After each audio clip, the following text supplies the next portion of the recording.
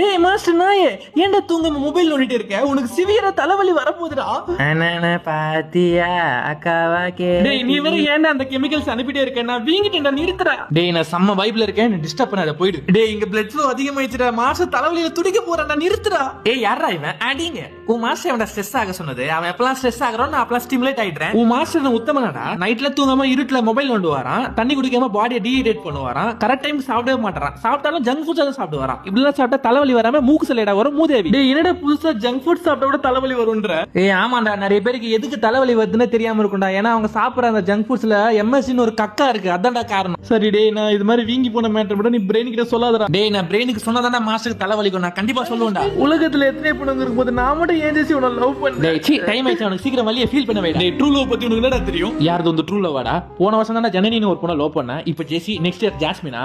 மூஞ்ச பாரு, நல்லா இருந்த பையனை ப்ளே பை ஆக்குனதே நீ தான்டா. ஒழுங்கு மாதிரி தலைவலியை ஃபீல் பண்ண வைடா. டேய் மாஸ்டர் தலைவலி வந்துச்சுடா உனக்கு, இடத்துக்கு வந்தாடா காரணம். நீ சீக்கிரம் டோலப் போடுறா, பாத்துக்கலாம் இவனை, சீக்கிரம் போடுறா. டேய் சீக்கிரம் இவங்களை காம் பண்றா. Okay kidney is calling, kidney is calling. டேய் பிரெயின் முட்டா பையில ஏன்டா அடிக்கடி பெயின் கில்லர் போடுற? அதுல இருக்கிற டாக்ஸின்ஸ் எல்லாம் இங்க சேர்ந்துச்சுடா, என்னால ஃபில்டர் பண்ண முடியலடா, நான் வேற வீங்கிட்டேன்டா. இது வேலைக்கு ஆகுதுடா, நான் ஜாப் ரிசைன் பண்றேன், கிளம்புறேன்டா.